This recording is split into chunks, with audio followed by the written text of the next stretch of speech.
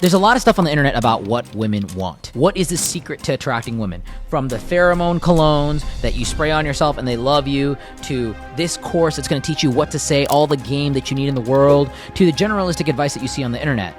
And I'm not saying that any of that stuff is wrong, but there are some things that they don't necessarily tell you that I think you should write down in your little book of secrets when it comes to talking to women. There are a lot of obvious things out there. Make money, be rich, be successful, be tall and handsome, have the best body ever, know how to talk to them. These are very, very obvious. I get it. Like, generalistically, yes, this works. But what are some other tools that you can add to your arsenal? What are some other things that women absolutely love and go crazy over that the dating gurus, the dating coaches, all the information on the internet is not really telling you? In today's video, I'm going to share with you 11 things that women really like and really love, and most guys don't really do. If you haven't subscribed yet, hit that bell notification to stay on top of all my videos. Follow me on all major platforms, and let's dive into today's episode of the 11 things that women secretly love.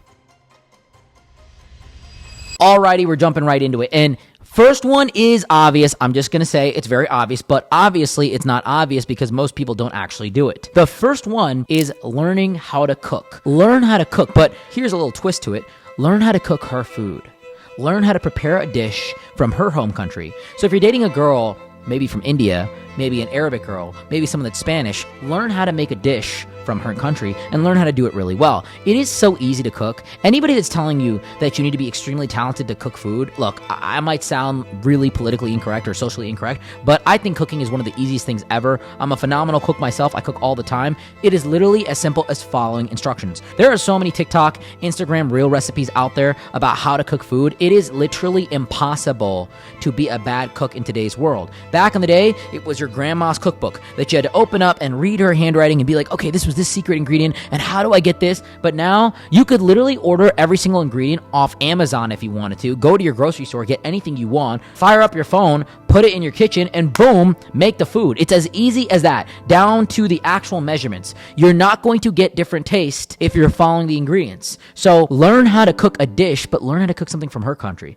So if you're going to have a Spanish girl over for dinner, let's say hypothetically, learn how to make some Spanish cuisine, learn how to make something from her country, and she'll be absolutely blown away. Say, hey, I'm cooking you something.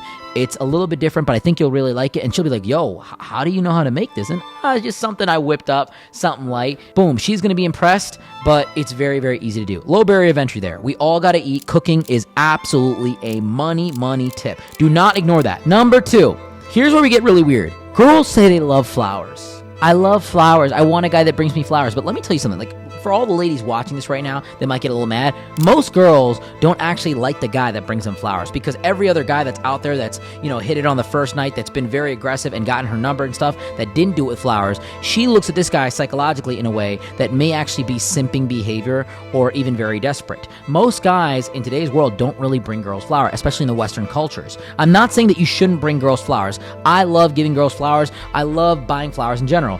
But the better thing to do, in my opinion, is give her a hoodie. Now, you might be like, what? Hoodies and certain clothing can be something that she can remember you by. Whenever I'm hanging out with a girl or going on a date, I always have these hoodies with me. And look, they're not expensive, they're not crazy, but they smell like me. They're really, really soft. And I always give it to her. I'm like, hey, if you're cool, just wear this. Hey, I brought you a gift, whatever it might be. Candles, flowers, they expire. Hoodies, they're forever. And she's going to be wearing your little oversized hoodie for however long, and she's going to remember you. So when she goes home, she has something tangible, and it's not something that a lot of guys do. Most guys will buy her a drink. Most guys will give her a candle. Most guys will buy her flowers. I get that. But how many guys are giving a girl a hoodie? Like, straight up a hoodie. One thing I typically do when I meet girls for the first time, I go out to coffee. I might go on a hike with my dog. I do something that's a little bit different. And I'm always like, hey, I have this extra hoodie. Like, I think it'll look really good on you. Why don't you try it on? That looks awesome. Yeah, if you hate it, let me know. Bring it back the next day. We'll talk soon. That's it. And this thing works wonders. Tip number 3, listen to her more and don't try to offer solutions. Now, people talk about this. Actually, I've seen videos on this, but when women are bringing you problems or they're venting about their life, it's not necessarily they want you to be like, oh yeah, well, you should break up with them. Oh, you should delete this, or you should do that. Or they don't want solutions. They want you to listen. They want you to understand. They want you to empathize. They want to be able to talk to you and just tell you their problems and have you honestly say, man, that's so terrible. I can't imagine what you're going through. You need a massage. You need a nice drink. You need to get some hot chocolate. You need a hoodie. Whatever it might be. They want you to listen to them. And I'm sure a lot of women in here will agree with me. It's not always about offering structured solutions about how to solve her problems. A lot of times women are actually happy to have drama, to have problems in their life, not necessarily because it's good, but because it adds volatility and adds something for them to put their attention to. So don't always try to fix her problems right off the rip. Unless it's like a financial problem, unless it's like something more so like danger and protection, listen to her problems, especially problems about work, about her friends, about people that she has in her life, about family. Listen to her and understand her. Learn who she is. Then, if it really makes sense, implement a solution down the road. The fourth thing that women secretly love that they're not going to tell you, and this one's going to be really controversial, work more than you actually spend time with her.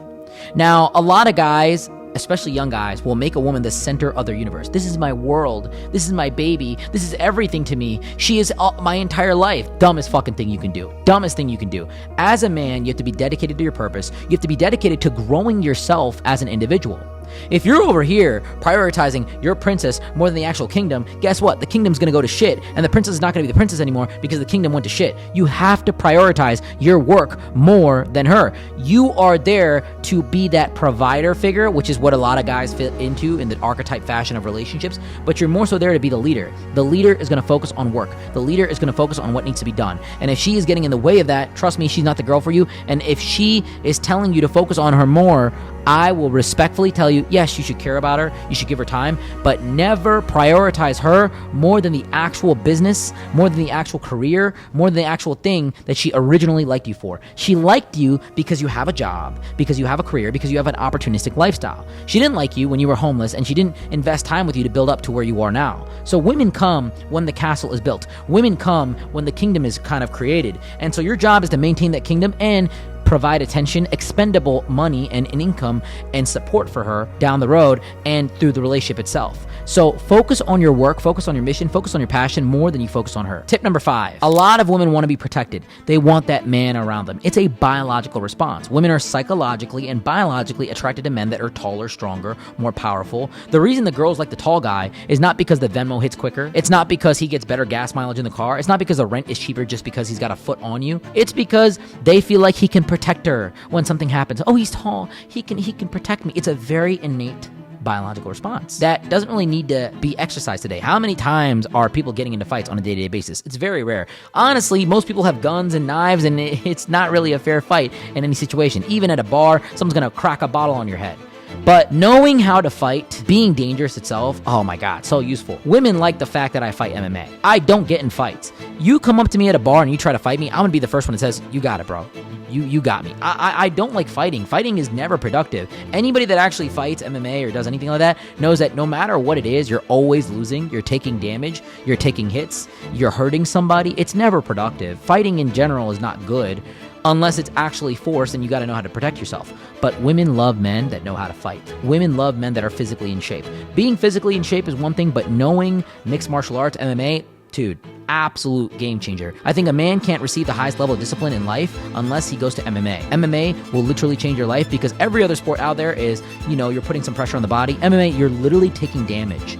It's not necessarily for the faint of heart. If you really want to impress women, go do some karate, go do some MMA, go do some kickboxing, go do some jiu-jitsu. It will change the way women look at you. Tip number 6, don't tell her everything about your life. Tell her whatever you want. Don't tell her your problems. Don't sit there and cry like, oh, I got this going on. Especially in the beginning of the relationship, it's okay to vent to a girl and talk about your emotions and be quote unquote vulnerable. But a lot of the girls that say, be vulnerable with me, tell me everything, the moment you tell them everything about what you're struggling with, they'll leave you in a second. It sounds like really toxic advice, but your girl is not there to solve your problems. Your girl is there to listen to you. But when you tell her stuff that's really, really damaging to her situation, like your financial problems, all the issues that you're dealing with that may cause a little bit of damage for her, that's what she starts to pull away, because she looks at you as a safety zone and as someone that knows what they're doing. Any girl that's very high value is going to look at a man as a leader, and when the leader doesn't have his shit together, it looks really bad. It's okay for the leader to have problems. It's okay for the leader to vent. It's okay for you to be emotional here and there. Trust me, I'm not saying be a robot, but honestly, your problems should be shared with your brothers, and they're the ones that should be helping you solve it. Another thing is,